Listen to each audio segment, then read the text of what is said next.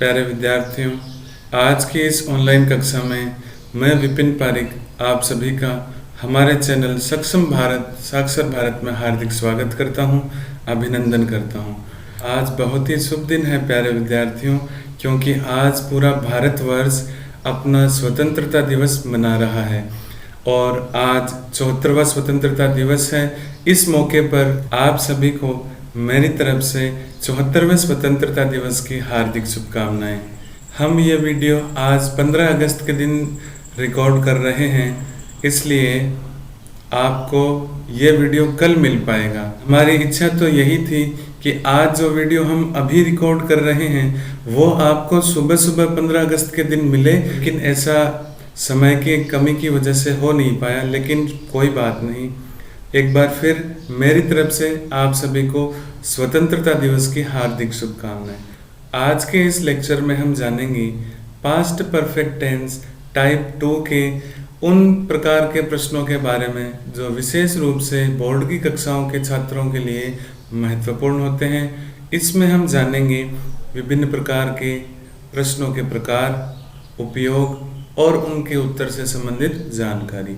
और एक बात मैं आपको बताना चाहूँगा विद्यार्थियों, ये जो आज हम पढ़ने वाले हैं या टेंस के अंदर जो भी सेकंड टाइप की जो जानकारी हम पढ़ रहे हैं पिछले कुछ समय से, वो सभी की सभी जानकारियाँ, वो सभी प्रकार, उपयोग या वो उदाहरण जो भी हम पिछले कुछ समय से सेकंड टाइप के रूप में पढ़ रहे हैं, वो सब बोर्ड की कक्षा के छात्रों के लिए महत्वपूर्ण है।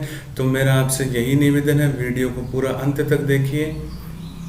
अब हम जानेंगे past perfect tense type second के बारे में कि बोर्ड की कक्षाओं में इस टेंस से संबंधित प्रश्न किस प्रकार से पूछे जाते हैं।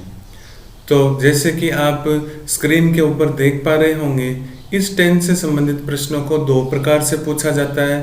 एक तो इससे संबंधित एडवर्ब की जानकारी देकर और दूसरा इससे संबंधित यूजेज की जानकारी देकर। सबसे पहले हम जानते हैं past perfect tense type second से संबंधित एडवर्ब्स के बारे में।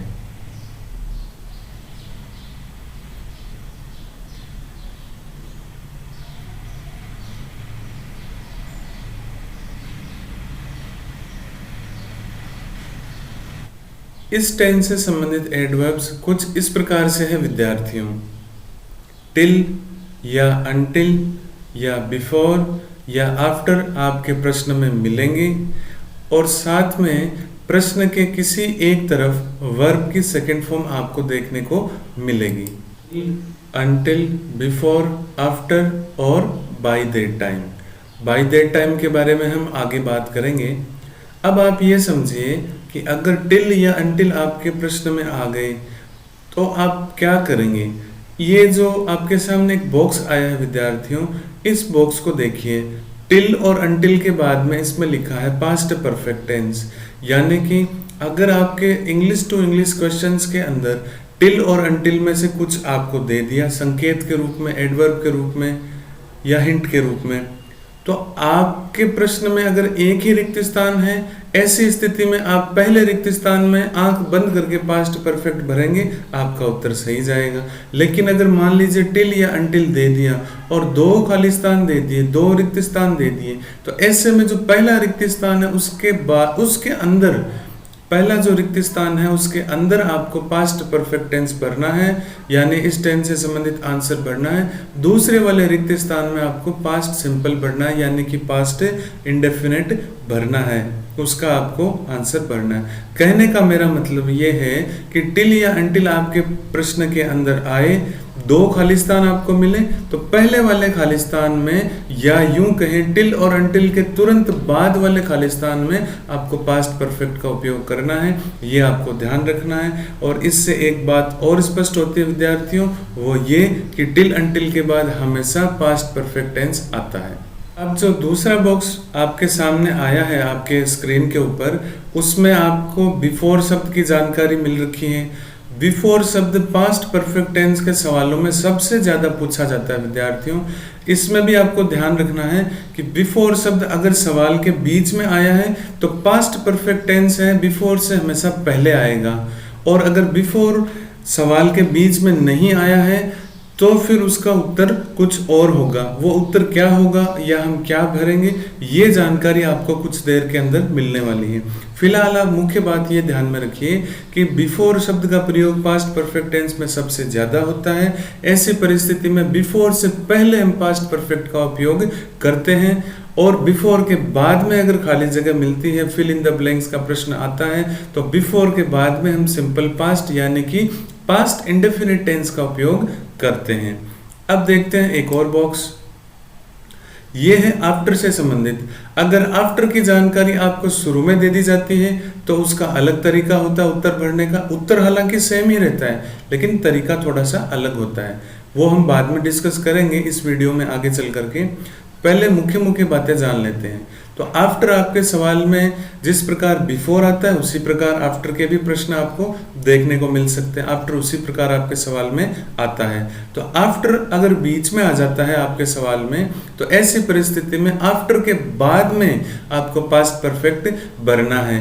या मैं दूसरे शब्दों में कहूं तो अगर आपके प्रश्न में आफ्टर दिया है और दोनों तरफ खालिस्तान देकर के आपको कंफ्यूज कर दिया गया है तो ऐसी परिस्थिति में आफ्टर के बाद वाले खालिस्तान में तो आप भरेंगे पास्ट का परफेक्ट टेंस और उसके पहले वाले में भरेंगे पास्ट का इंडेफिनिट टेंस। आपके प्रश्न में आफ्टर शब्द का प्रयोग बीच में कर रखा है और प्रश्न के दोनों तरफ खाली जगह छोड़ रखी है, खालिस्तान दे रखे हैं भरने के लिए, तो आफ्टर के तुरंत बाद वाला जो खालिस्तान है उसमें आप पास्ट परफेक्ट टेंस का उत्तर भर के आएंगे और वो सही होगा। आफ्टर के पहले जो खालिस्तान है उसमें पास्ट इंडेफिनिट यानी कि सिंपल पास्ट का आंसर आपको भरना है। सरल भाषा में कहूं तो बिफोर और आफ्टर के जो आंसर भरे जाएंगे दोनों एक दूसरे के विपरीत भरे जाएंगे। बिफोर में पहले भरते हैं, आफ्टर में बाद में भरते हैं। अब मैं आपको बताना चाहूंगा कि यदि आफ्टर शब्द आपके प्रश्न में शुरू में दे दिया हो, एकदम शुरुआत में ही आफ्टर शब्द दे दिया हो और प्रश्न में 2 रिक्त स्थान दिए हों तो वहां पर पहले रिक्त स्थान में पास्ट परफेक्ट टेंस का प्रयोग आप करेंगे। दूसरे रिक्त स्थान में आप पास्ट सिंपल टेंस का प्रयोग करेंगे यानी कि दूसरे वाले खाली स्थान में आप पास्ट इंडेफिनिट टेंस वाला आंसर भरेंगे। मैं फिर दोहरा देता हूं, ध्यान से सुनिएगा विद्यार्थियों। अगर आफ्टर आपके प्रश्न में एकदम शुरू में दे दिया हो, 2 खालिस्तान दे दिए हो तो पहले वाले खालिस्तान में आपको पास्ट परफेक्ट टेंस वाला आंसर भरना होगा, दूसरे वाले खालिस्तान में पास्ट सिंपल यानी कि इंडेफिनिट टेंस का आंसर आपको भरना होगा। कैसे भरेंगे ये हम उदाहरण में जानेंगे। इससे पहले एक और जानकारी आपसे साझा करना चाहूंगा। आफ्टर की तरह यदि बिफोर प्रश्न में शुरू में दे दिया हो तो पहले खालिस्तान में तो हम भरेंगे सिंपल पास्ट टेंस यानी कि पास्ट का इंडेफिनिट टेंस का आंसर और दूसरे वाले खालिस्तान में हम भरेंगे पास्ट के परफेक्ट टेंस का आंसर। अब वो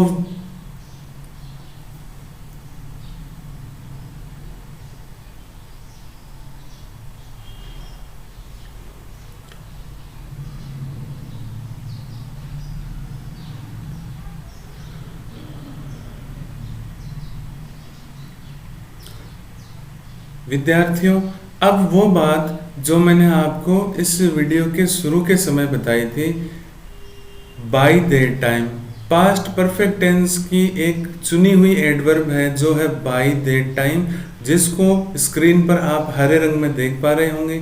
अगर प्रश्न में बाय दैट टाइम आता है तो सीधे सीधे आपका आंसर वहां पर पास्ट परफेक्ट टेंस का होगा। अब हम उदाहरणों के माध्यम से जानेंगे कि हमें क्या करना है। पहला उदाहरण, he did not move until I had asked him। इस प्रश्न में जो संकेत चिन्ह आया है विद्यार्थियों वो आया है until, यानी कि इस प्रश्न में जो एडवर्ब या जो हिंट आया है वो है until, और until के बाद में या till के बाद में मैंने आपको बताया था कि हमेशा पास्ट के परफेक्ट टेंस का उपयोग करते हैं और पास्ट परफेक्ट टेंस का मतलब होता है हेड प्लस वर्ब की थर्ड फॉर्म। इसलिए हमने यहाँ पे रिक्त स्थान में भरा है हेड आस्क्ड, जिसको आप अंडरलाइन में देख सकते हैं नीले रंग में। आइए एक और उदाहरण समझते हैं। We had reached home before it rained. इस सवाल में संकेत के रूप में या एडवर्ब के रूप में या यूं कहें हिंट के रूप में जो आपके सामने जानकारी आई है वो है बिफोर शब्द की।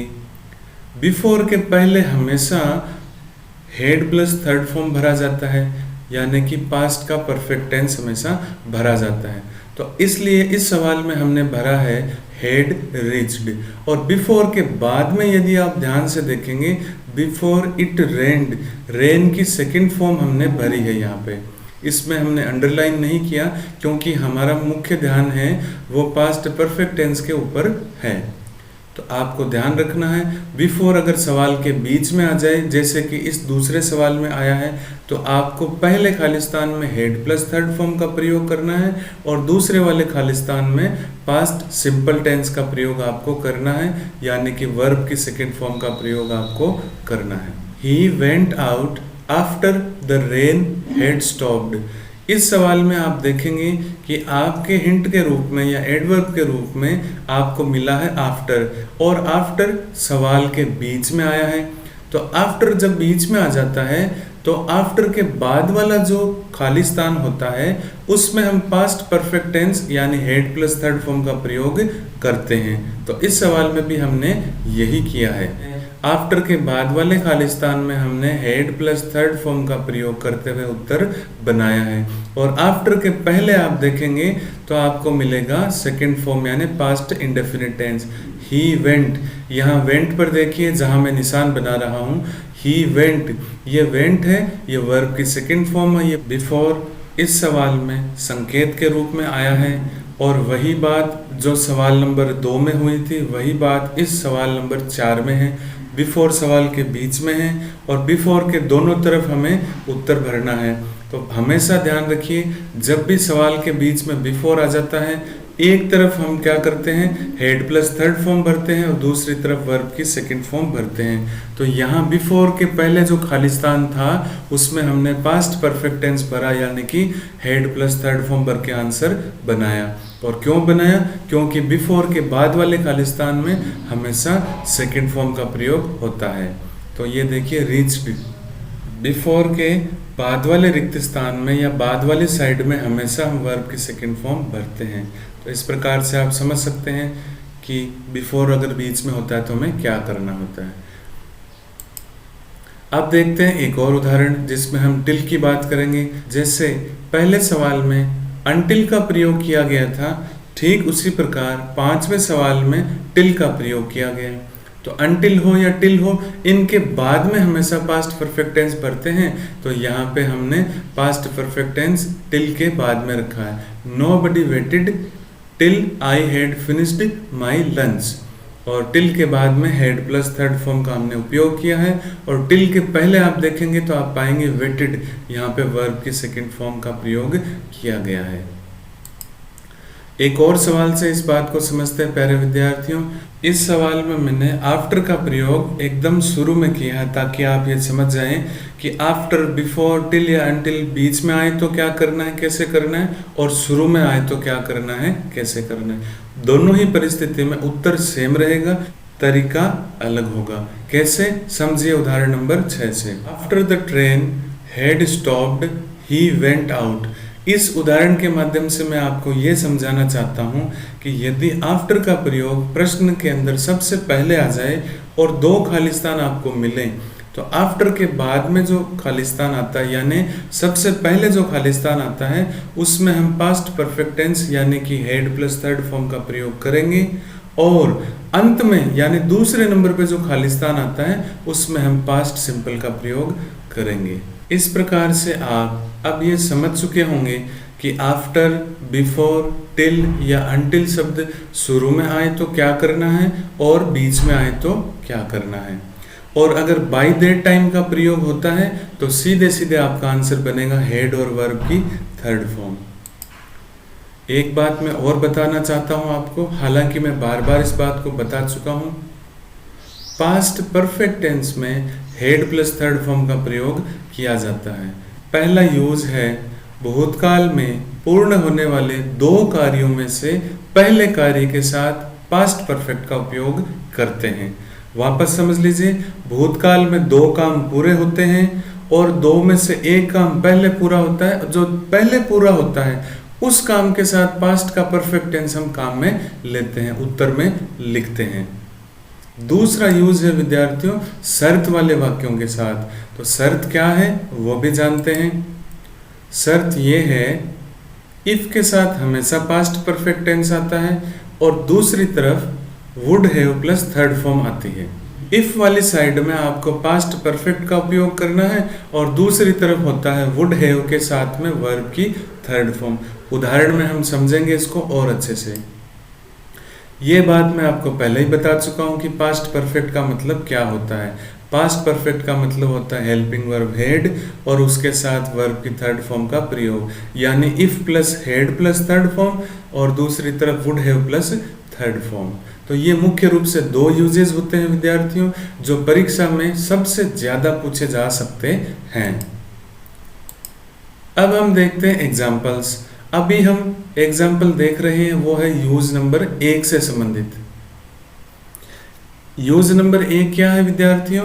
यूज नंबर 1 है, उपयोग नंबर 1 है, उसमें वाक्य में भूतकाल में दो काम की जानकारी मिलती है। एक काम पहले पूरा होता है और एक बाद में पूरा होता है। तो जो पहले पूरा होता है उसमें हम पास्ट परफेक्ट का उपयोग करते हैं। कैसे करते हैं आइए उदाहरण नंबर 1 से समझते हैं। The patient had died before the doctor केम। इस सवाल में दो काम हो रहे हैं प्यारे विद्यार्थियों। एक काम हो रहा है पेशेंट यानी रोगी के मरने का, दूसरा काम हो रहा है डॉक्टर के आने का। तो दोनों में से पहला काम कौन सा है? रोगी के मरने का। दूसरा काम कौन सा है विद्यार्थियों? डॉक्टर के आने का।